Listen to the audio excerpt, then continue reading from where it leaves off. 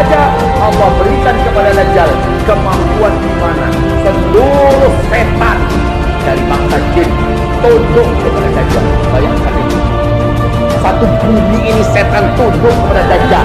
Bayangkan Bapak Ibu bisa bayangkan kemampuannya. Sedangkan 5-10 setan saja mengikuti seseorang dari kalangan manusia, sudah hebatnya luar biasa. Betul tidak? Bagaimana kalau satu bumi setan di bawah komando iblis tunduk?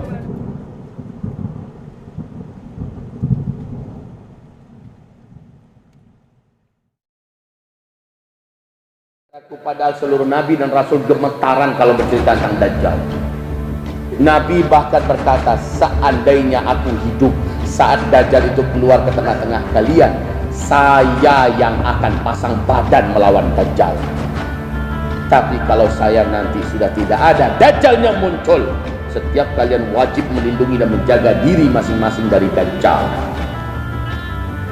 Nabi juga berkata, demi Allah, tidak akan ada dari umat ini yang akan selamat bila ia berhadapan dengan Dajjal, melainkan dia akan kafir kepada Allah dan dia beriman kepada Dajjal. Maka Nabi mengatakan, haram bagi kalian berjumpa dengan Dajjal. Dajjal akan masuk ke kota-kota kalian. Ini kota apa nih? Cikarang. Dajjal akan masuk kemari.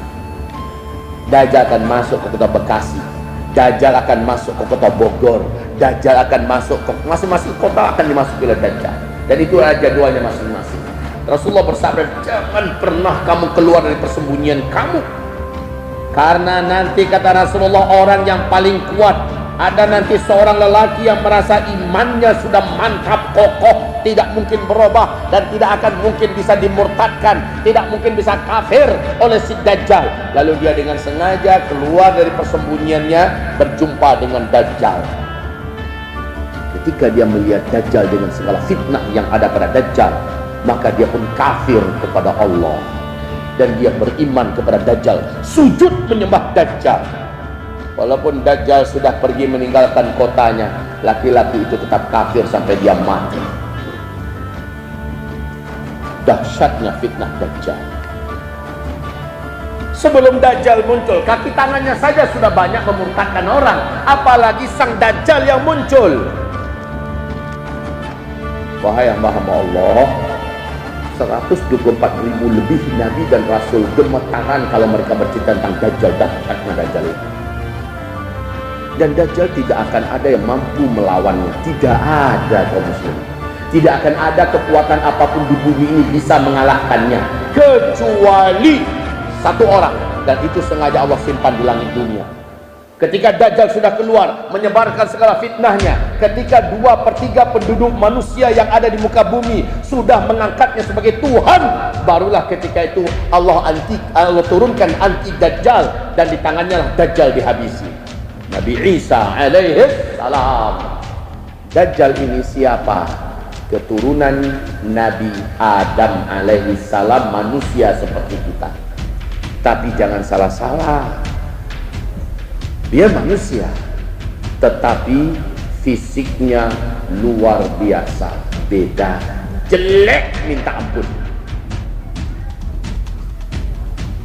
Dia agak lebih pendek dari kalian sedikit badannya, tapi lehernya dibandingkan leher kalian, dia lebih panjang lagi lehernya sedikit. Bahu kiri, bahu kanannya berjauhan, dadanya lebar full daging, dan bahunya mereng. Rambutnya kribo, kulitnya berwarna gelap tapi pucat seperti mayat, dan ada beberapa bercak merah seperti darah di bawah kulitnya. Bila ia berjalan, kedua mata kakinya saling berjauhan dan kedua jempol kakinya saling berdekatan. Jelek. Kedua bola matanya, kata Rasulullah, menyembul keluar. Hampir 2/3 bola matanya ini sudah di luar posisinya, dan mata yang sebelah kanan tertutup. Apa yang menutupinya? Daging kening ini meleleh menutupi mata sebelah kanan.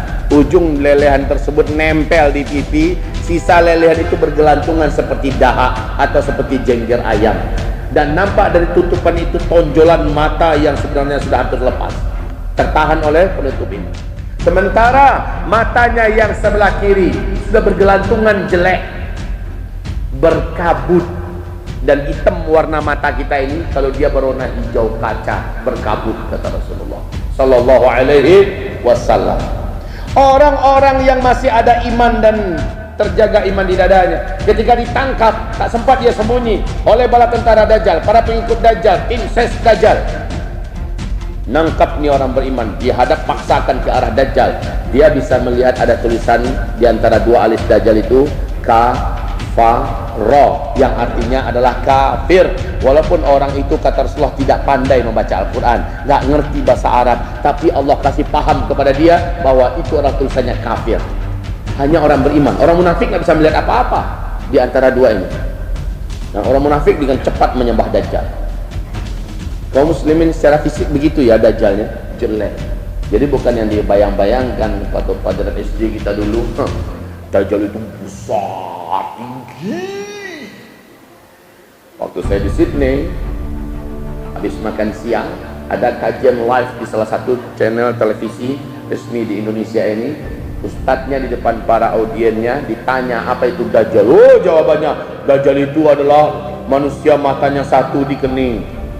Dia tinggi besar, saking tingginya kalau kakinya dimasukkan ke laut hanya semata kaki. Kalau dia melangkah 1-2 negara bisa dilangkahinya. Mak jangan besarnya. Kalau dia bicara di timur, orang di barat dengan jelas bisa mendengar suaranya. Kalau dia kencing ke sebuah kota, banjir kota itu. Saya geleng-geleng kepala, sedih saya ini sekaliber dia, jutaan followernya, pengikutnya, ngomong kayak gitu. Ini masih tahayul dongengan waktu SD dulu. Itu disampaikan di level televisi. Sedih saya, Pak. Tapi alhamdulillah Allah kasih ganti. Allah munculkan YouTube dan kita bisa berdakwah melalui YouTube. Jadi sedikit banyaknya ada pengimbang. Allah Maha Adil. Sekarang sudah saya sampaikan tentang Dajjal. Nah, Dajjal ini berarti adalah manusia biasa, ya. Hanya saja Allah berikan kepada Dajjal kemampuan di mana seluruh setan dari bangsa jin tunduk kepada Dajjal. Bayangkan ini, satu bumi ini setan tunduk kepada Dajjal. Bapak Ibu bisa bayangkan kemampuannya.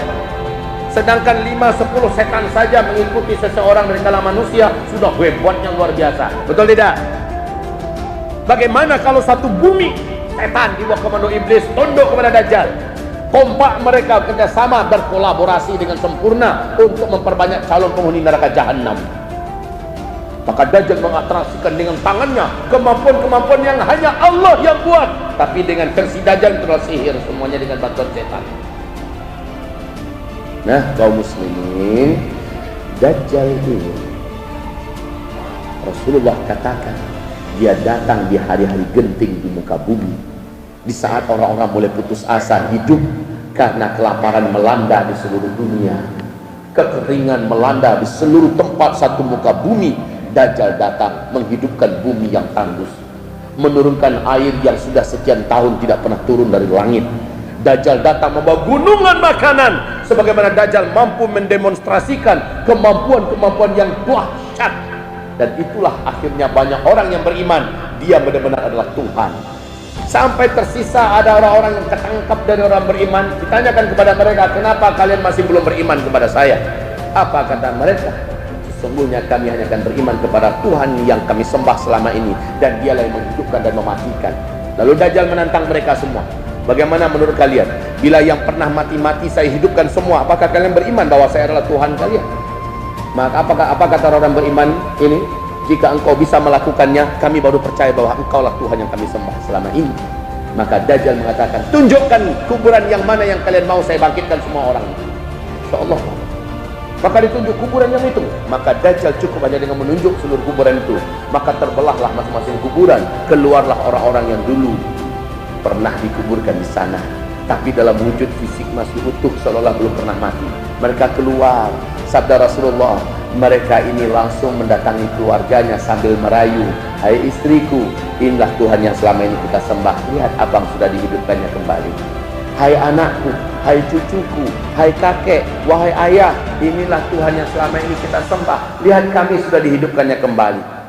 Rasulullah bersabda, kalian wajib tahu orang-orang yang bangkit dari kuburan itu bukanlah manusia yang dulu meninggal dunia dan dikuburkan di sana, tetapi setan-setan yang menjelma dalam wujud manusia yang dulu pernah meninggal dan dikuburkan di sana. Itu adalah setan semua, Pak. Akhirnya sisa orang-orang beriman yang tadi tidak mau sujud kepada Dajjal baru beriman, ini adalah Dajjal. Tapi masih tinggal sekelintir kecil orang-orang beriman yang ketangkap, yang masih tidak mau percaya engkau adalah Dajjal. Maka Dajjal memaksanya memilih satu di antara dua, pilih nerakaku atau silakan masuki surgaku. Rasulullah bersabda, dari tangan kanan Dajjal mengeluarkan api yang menciptakan sebuah seolah-olah bagikan hutan atau gunung yang berapi. Masuk kamu kemari atau silahkan masuki surgaku. Dari tangan kirinya, hadis ini sahih, Dajjal mengeluarkan air yang sangat besar dan air itu bisa mengisi sungai-sungai bening, sementara orang sudah lama tidak menemukan air. Maka kata Rasulullah, siapa yang masuk ke dalam airnya Dajjal, kafirlah dia, dan dia menjadi ahli neraka Allah selama-lamanya. Siapa yang mendatangi apinya Dajjal, maka dia sedang menuju kepada surga Allah Subhanahu wa ta'ala. Masuklah kalian ke dalam apinya Dajjal. Tapi Nabi menyebutkan urut-urutannya. Nabi perintahkan, kamu masukkanlah kepalamu ke dalam apinya Dajjal. Kepala dulu, Pak. Jangan pakai dites pakai tangan, panas lah ya. Kepala dulu. Ingat ini baik-baik. Masukkan kepala kita. Setelah kamu masukkan kepalamu, kamu akan merasakan hawa yang sejuk. Maka hiruplah, kata Nabi. Kamu akan merasakan sesuatu yang segar masuk ke dalam, ya, dan masukkanlah seluruh tubuhmu ke dalamnya. Syahid insyaallah dalam keadaan husnul khatimah.